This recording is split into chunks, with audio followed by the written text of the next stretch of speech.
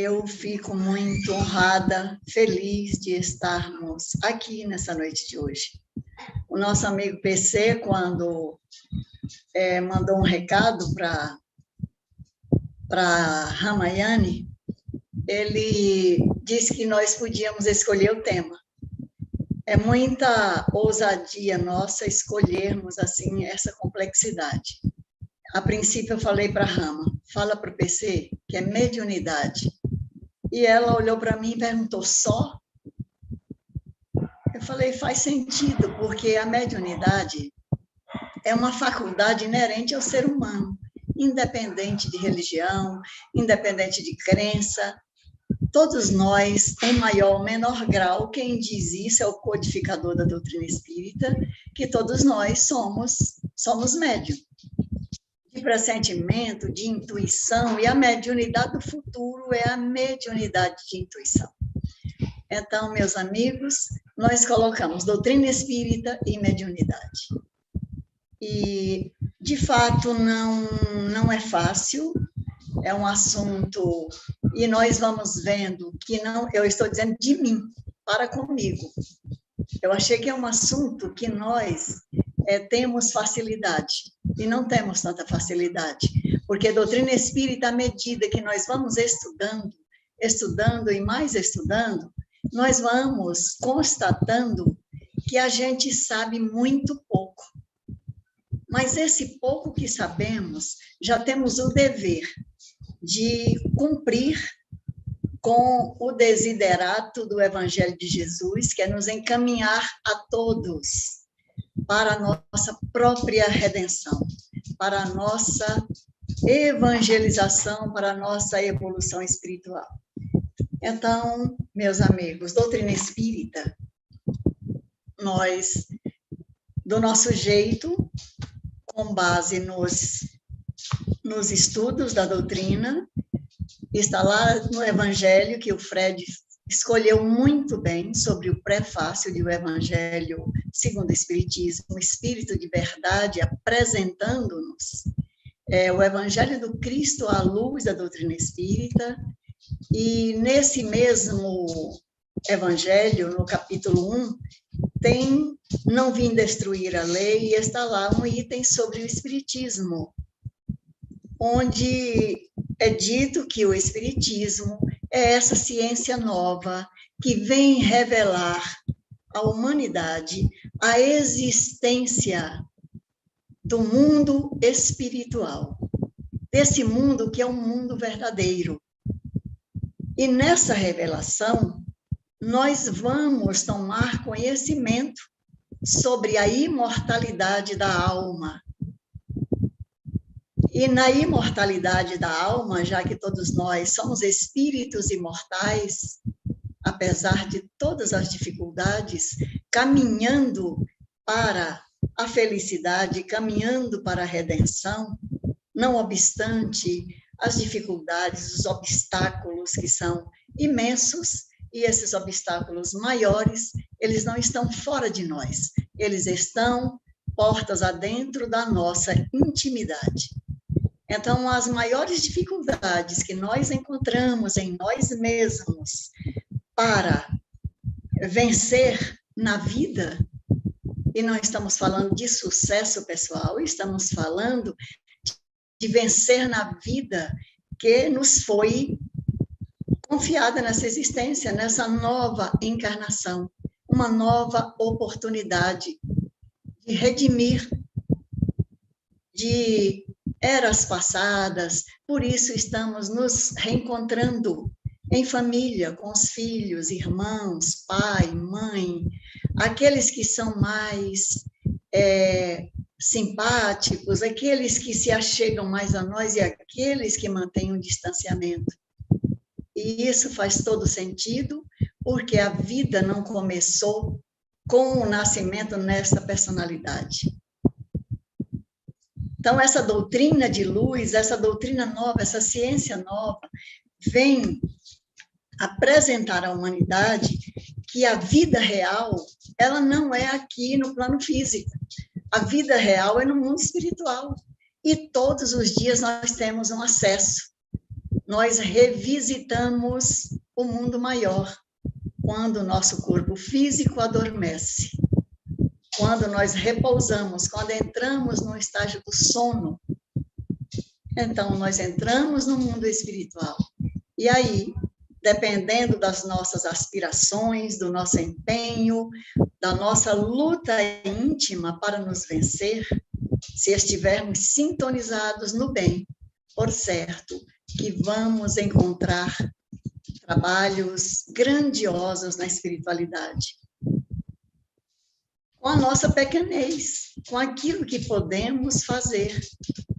Porque iludidos seríamos nós se achássemos que somos maiores por termos essa ou aquela habilidade, seja na área profissional, seja na área da inteligência, seja como uma faculdade mediúnica, e nós vamos daqui a pouco entrar, mas nós estamos aqui na doutrina espírita porque a nossa mediunidade, nós somos espíritas, e como espíritas, a mediunidade não é exclusividade da doutrina espírita. A mediunidade existe desde que o ser humano está aqui no planeta Terra, desde que nós ganhamos um atributo chamado consciência.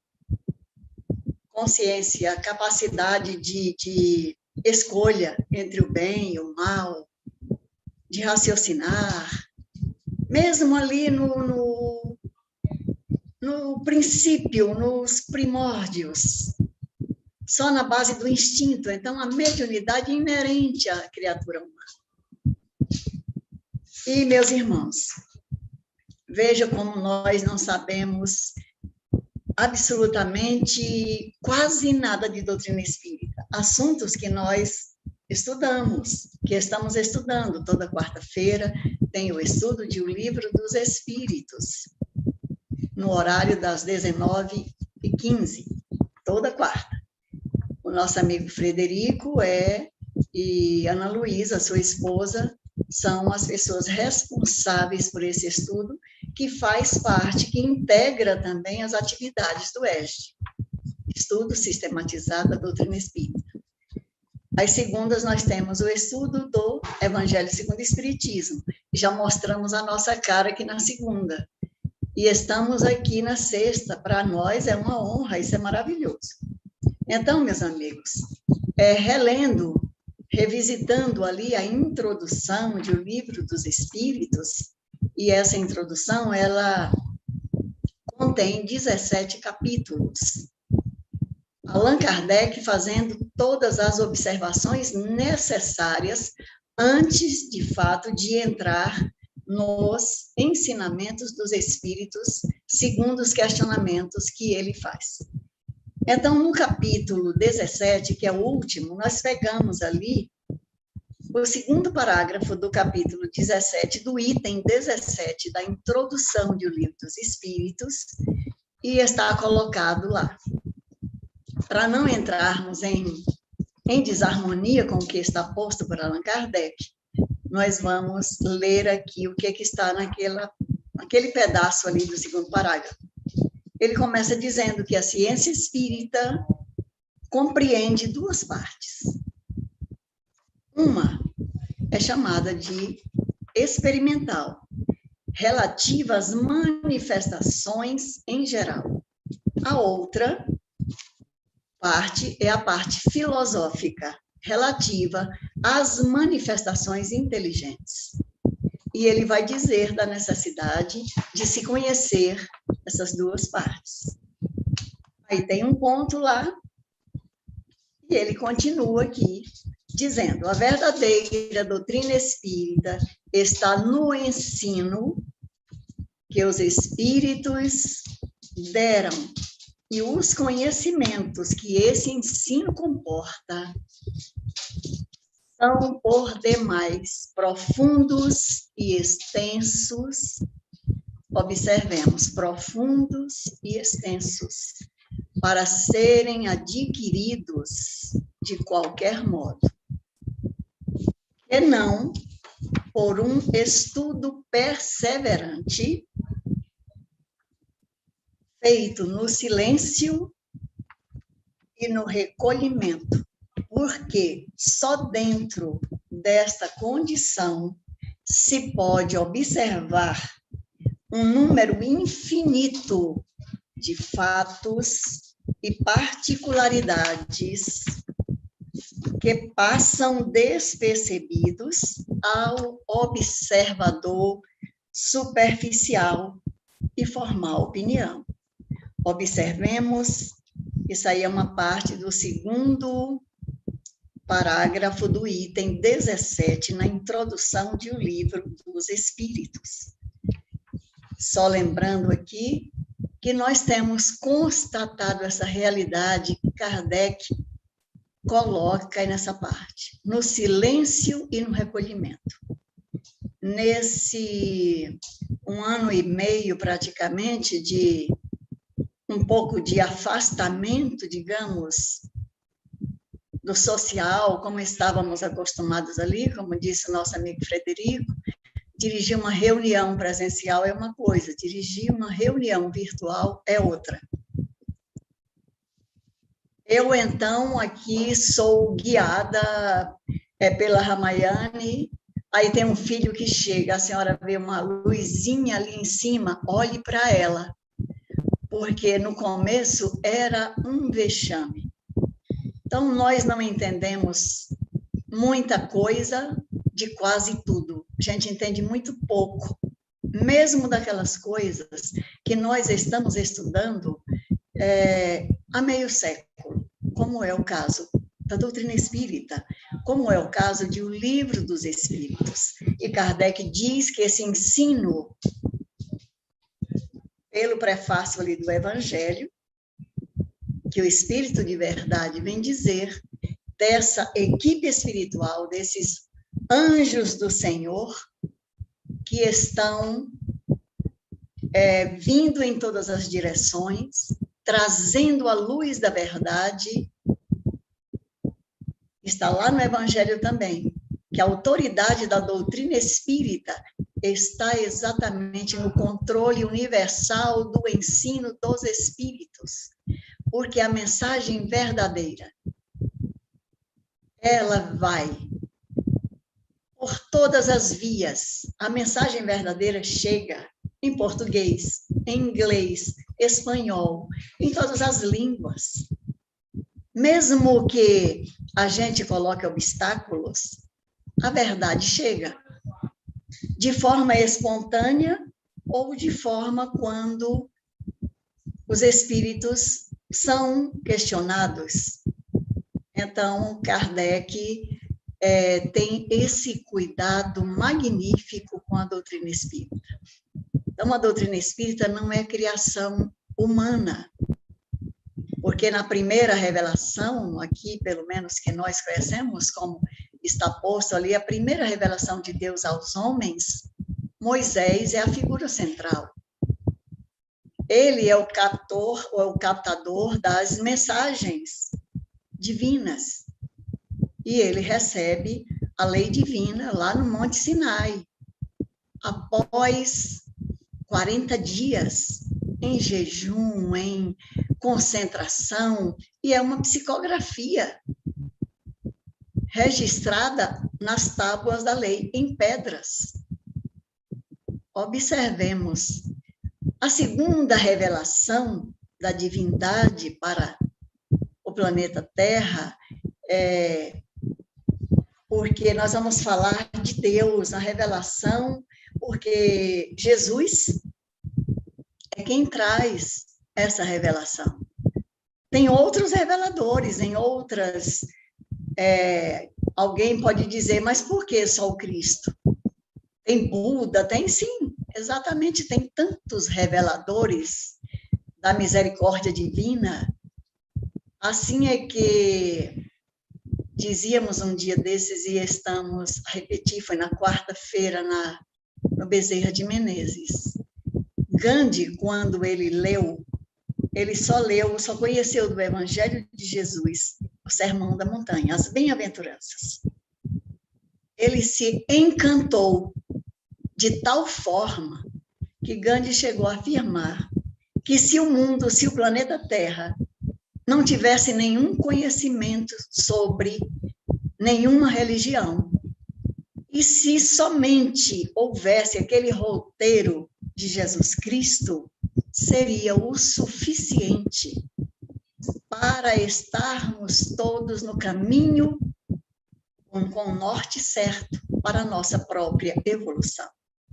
Porém, Gandhi dizia que assim a proporção da admiração e do amor dele por Jesus era o temor que ele tinha pelos cristãos, pelos que se diziam cristãos, tendo em vista que o seu país, a Índia, estava sob o guante da escravidão dos ingleses. E ali ele cria aquele movimento da não violência e com esse movimento dele, com o seu sacrifício, porque ele dizia que se houvesse uma pessoa no mundo com um amor tamanho como o de Jesus, seria capaz de libertar milhões de pessoas. E ele próprio foi o exemplo disso. Então, com Gandhi, através dele, do sacrifício dele, naturalmente, de todos aqueles que o acompanhavam, fez-se país, tornou a Índia um país livre. Mas, em seguida, Gandhi é assassinado. Por quê? Porque alguém colocou na cabeça de um daqueles seguidores que ele era a representação do mal, que ele não acreditava em Deus. E ao receber aquele ataque que lhe tira a vida física, ele só tem espaço para dizer, ó Rama, quer dizer, ó Deus. E aquela pessoa ficou enlouquecida, porque havia sido enganada, havia cometido um assassinato, acreditando que aquele homem não conhecia Deus. É o nível da humanidade, é onde nós estamos todos inseridos, meus amigos. Então, a doutrina espírita, essa doutrina de luz, que abre esse portal, e o livro dos Espíritos, no livro dos Espíritos há o desenho de todo o Pentateuco, porque a primeira parte do livro dos Espíritos, ele contém 1029, ou melhor dizendo, desculpe-nos, 1019 questões, algumas delas desdobradas em letras A, B, C, mas são 1019. Na primeira edição de O Livro dos Espíritos, que aconteceu no dia 18 de abril de 1857, Allan Kardec, o codificador, ele tinha ali, na primeira edição de O Livro dos Espíritos, 481 perguntas com as respostas. Tinha a parte primeira, a parte terceira e a parte quarta. A segunda parte, que vem já a partir da segunda edição de O Livro dos Espíritos, só essa segunda parte, porque a primeira parte fala das causas primeiras, que é sobre a divindade, é sobre a criação. Tanto que a primeira questão de O Livro dos Espíritos é: que é Deus? E a resposta, Kardec formula esse questionamento despersonalizando, por entender que a divindade, o Divaldo costuma dizer que antes da física quântica, Allan Kardec fez um questionamento dentro da física quântica, que é Deus? E a resposta do Espírito da Verdade: Deus é a inteligência suprema, causa primária ou causa primeira de todas as coisas. Então, ele é o incriado.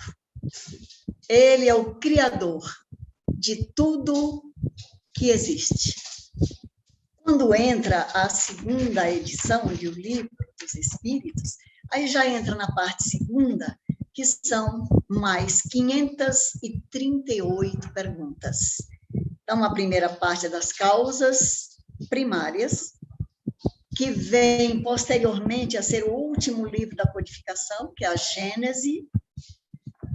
A parte segunda, 538 questionamentos, com as devidas respostas, trata do mundo espírita, ou mundo dos espíritos, que se traduz depois, vai haver um desdobramento e se transforma em o livro dos médiuns.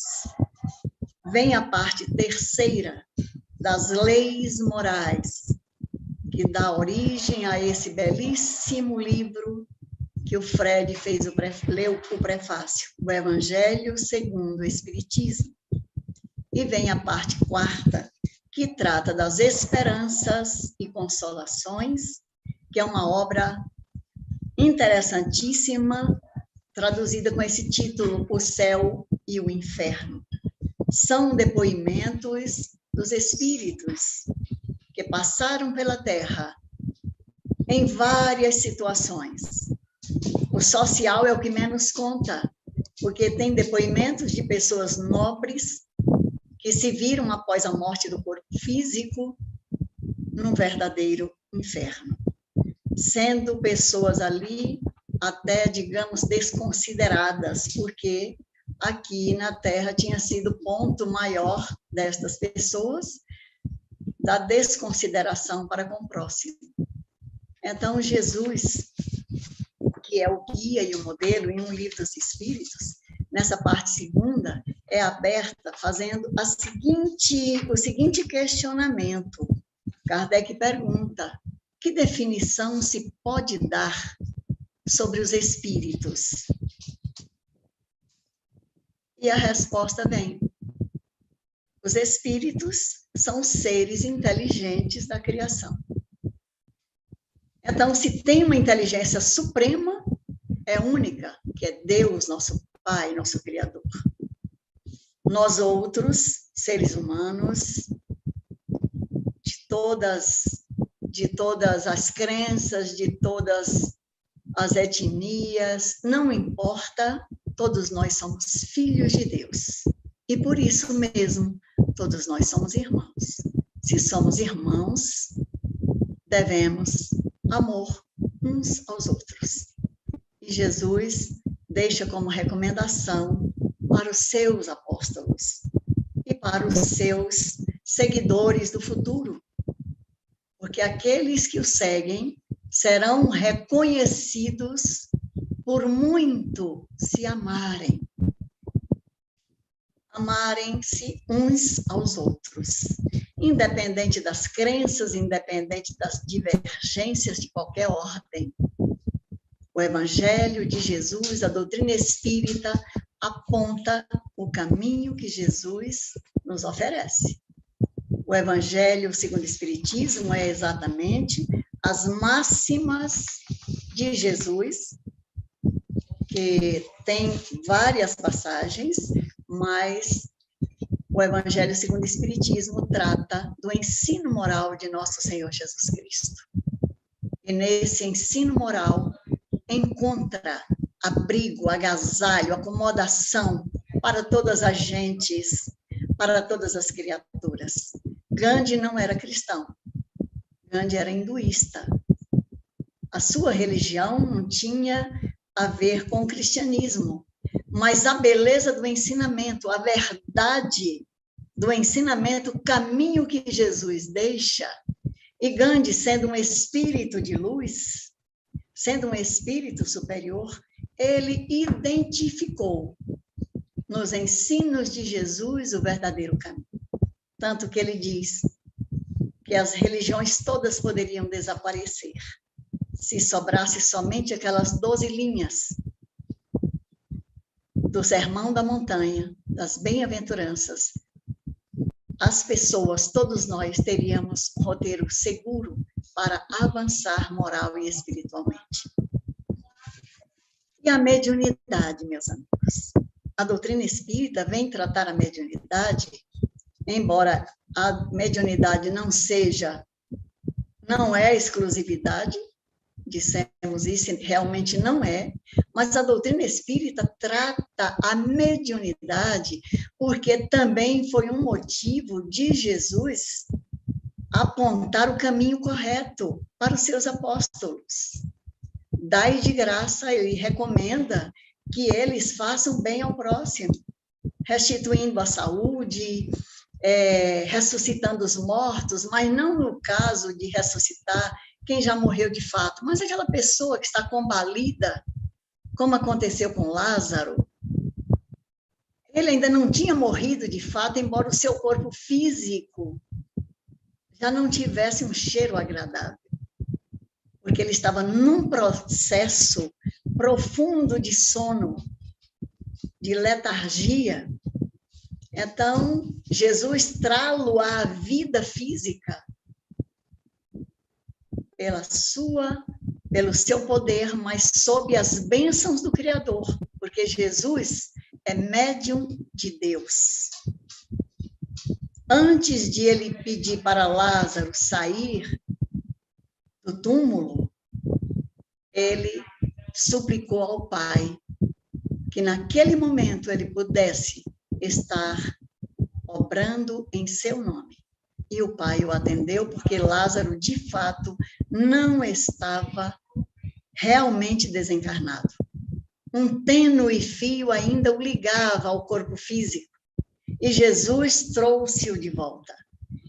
Então, ele recomenda para os seus apóstolos que possam fazer esses atos de caridade, restituir a saúde de uma pessoa obsidiada, que eram considerados demônios, mas eram espíritos obsidiados.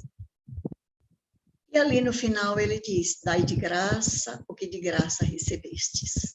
Então, a mediunidade é uma faculdade inerente à criatura humana, encarnada e desencarnada. Porque assim como nós, Antônio Francisco Lisboa nos diz que assim como nós recebemos deles, que estão no mundo espiritual, os trabalhos, as orientações, uma mensagem, uma pintura, um recado, uma palavra, um aviso, eles, para tratar conosco aqui na Terra, recebem assistência de mais alto para nos orientar. Então, observemos que à medida que nós vamos estudando, e como eu dizia, nesse início, aí nesse 1 ano e meio de quase isolamento, nunca estivemos tão ligados à espiritualidade quanto estamos nestes momentos. Inclusive, tem uma mensagem bem curtinha do Vincent, quando ele se dirige ao grupo Articura e diz, foi no ano passado, ali, que estava naquele auge, todo mundo com muito medo, com muito receio, e ele diz que apesar de estarmos nesse momento de os médiuns estarem distanciados, nunca estivemos tão próximos quanto agora nestes dias. Porque quando nós estamos juntos uns aos outros, nós nos distraímos com muitas coisas, nós nos distraímos em olhares, em falas, a gente se distrai de todas as formas. Mas quando nós estamos aqui no isolamento, e esse cantinho aqui é o nosso cantinho, que nós chamamos aqui de sucursal do Sebastião Marte, porque é aqui onde nós sentamos para estudar, para ler as obras básicas, para ler as obras complementares, e aí vamos nos lembrando de Allan Kardec, em O Livro dos Médiuns, no capítulo 14, que está lá, tem o título dos Médiuns, e ele diz que toda pessoa, todo ser humano que sente a presença dos espíritos em qualquer nível, em maior ou menor grau, é por isso mesmo, é por esse fato, médium. Claro que de uma forma mais ostensiva, é o que nós costumamos dizer que é o médium, mas médium somos todos nós, porque todos nós recebemos. André Luiz, através da mediunidade luminosa de Chico Xavier, diz que a mente é a base de todo fenômeno mediúnico. E no capítulo 20 do mesmo livro dos médiuns, que trata da influência moral do médium, tem uma dissertação sobre a questão moral do médium, sobre a influenciação. Porque se nós trazemos uma mente perturbada, com pensamentos negativos, desejo do mal, meus amigos, quem é que nós vamos estar trazendo para o nosso lado? Senão pessoas como nós, perturbadas. Então, apesar das nossas imperfeições, apesar das nossas turbulências íntimas, nós temos o dever moral de nos melhorarmos. Porque Kardec pergunta assim, tem uns questionamentos, e nesse questionamento está lá na questão do capítulo 20, colocado assim. Vamos pegar aqui, anotamos 226. Então, ele pergunta, qual médium que se poderia qualificar de perfeito? É lá no item 9, na questão 226 do capítulo 20. E o Espírito diz o seguinte, perfeito? Bem sabes que a perfeição não existe aí na Terra, sem o que não estarias encarnado nela. E aí ele diz que o médium perfeito seria aquele que os maus espíritos jamais tivessem a coragem, a petulância de tentar enganar. Mas que melhor seria dizer bom médium, e isso gera muito, porque o bom médium são raros. Porque o bom médium, o melhor, ele sendo bom médium, ele simplesmente simpatiza porque a sua mente está voltada somente para os bons espíritos. E assim sendo, esse médium tem sido menos enganado. E aí há um outro questionamento. Espere aí. Mas se o bom médium, só sintonizando, só simpatizando com os bons espíritos, como ele pode ser enganado? Por que os bons espíritos permitem isso? Ele diz, às vezes os bons espíritos permitem, porque, na verdade, não existe uma pessoa integralmente, ela sempre tem um lado fraco. Então, ali é para testar, está colocado lá. Eles permitem para quê? Para que os médiuns possam exercitar a ponderação e também para que eles aprendam a discernir o verdadeiro do falso. Isto é, para não se acharem infalíveis. Tudo que vem através do médium tal, olha, Chico Xavier, que nós podemos dizer que é o médium de Jesus.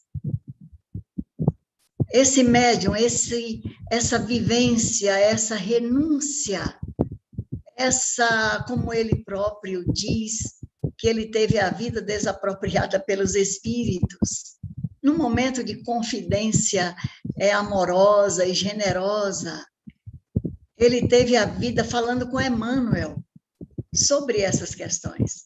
Ele que teve a vida desapropriada, porque o Emmanuel apresenta para ele e diz-lhe que ele tem uma tarefa de 30 livros ali no começo. Aí chega os 30, depois não, 100 livros. E quando chega no 100, aí o Chico diz, graças a Deus, já não. E ele diz, mas não, meu filho, mas não, a tarefa, ela está só no começo. Mas o senhor disse que era até aqui. Bom, se você não quiser seguir, então você vai desencarnar. Você quer isso ou você quer continuar? Não, eu quero continuar. Então, se um médium desses disse um cisco, o que dizemos nós que somos? Quantas vezes já fomos enganados? Mesmo exatamente pela nossa, não porque a mensagem chegou falsa, não é isso também. Muitas vezes a gente se deixa imbuir pelo desejo de ajudar, nos achando o máximo, e o que é que a gente faz? A gente traz uma sobrecarga para a espiritualidade. Quando os benfeitores dizem, não, minha filha, espere aí. Nós nos vimos numa situação, dias atrás, assim, de muitos trabalhos, e não era exatamente para ser daquela forma.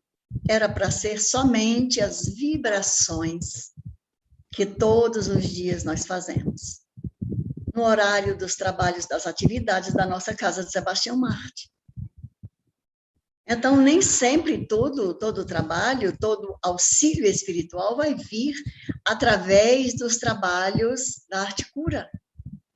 É uma vibração de amor, é um desejo sincero de que aquela pessoa esteja bem. E muitas vezes nós queremos, no afã de, quem sabe, agradar, de não dizer um não, aí é preciso que o mentor chegue aqui no nosso ombro e bata de leve. Até agora, nós atendemos todas, não se preocupe. Todo esse atendimento foi muito válido. Mas, por hora, lembre-se, o atendimento das pinturas de gaze, o atendimento é coletivo e diário. É feito através de outros canais, de outras vias, da prece, da vibração profunda, do encaminhamento daqueles irmãos para a casa de Sebastião Marte, que ali tem os grupos em cada dia, atendendo. O atendimento está sendo de uma forma coletiva.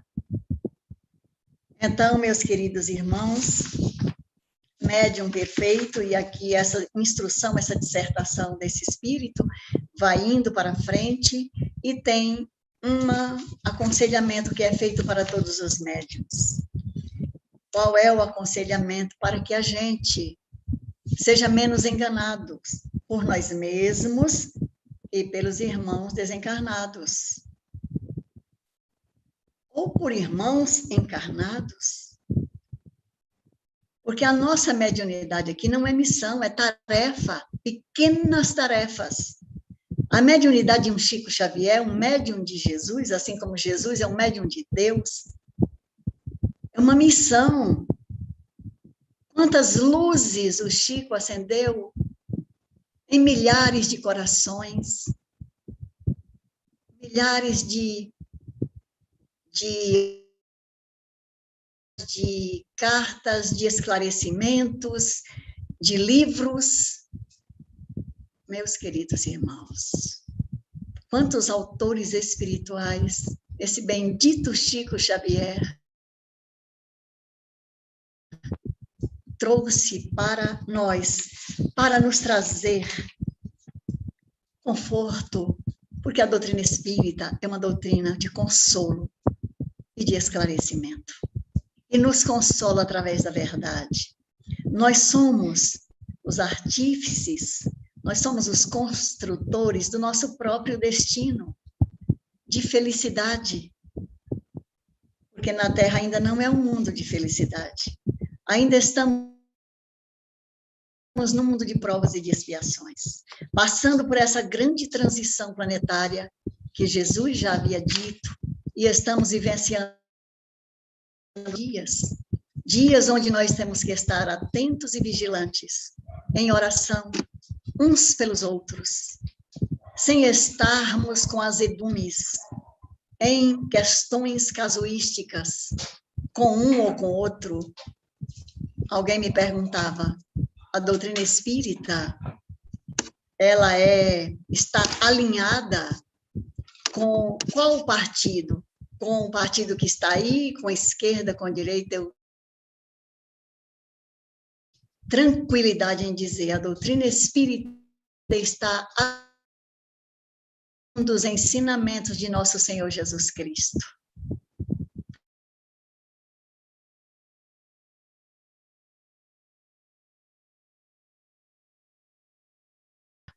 Mestre, sabemos que o Senhor vem de Deus porque falas a verdade para quem quer que seja. Então diz-nos, é lícito pagar o tributo a César? Questão política. E Jesus pede àquele homem, dê-me uma moeda, um tributo. E alguém ofereceu um denário. E ele mostra aquela moeda e diz, de quem é esta imagem? Esta inscrição? De César. Eles responderam. E Jesus ali ainda disse para eles, antes de tudo, hipócritas, por que me tentais? Dai, pois, a César o que é de César, e a Deus o que é de Deus. Apontando o caminho ali de que as coisas não podem ser misturadas. Deus é o Pai de todos nós. O partido de Jesus é o partido da verdade. O partido de Jesus é o partido do amor, da caridade, da benevolência, do perdão das ofensas, da solidariedade. E que nós possamos, meus queridos irmãos, estarmos juntos em todos os momentos, em pensamento, em orações, amigos mais distantes desse Brasil afora, do planeta afora, somos todos irmãos, independente de gênero, de raça, de ideologia, de crença, de religião, de partido político, somos todos filhos de Deus. E todos nós, pelo nosso Brasil, devemos estar em paz conosco, vibrando pelo bem coletivo, assim como as pinturas de gás, é para um tratamento coletivo, que sejam as nossas vibrações para o coletivo, diariamente, como a nossa prece, pedindo pelo planeta Terra.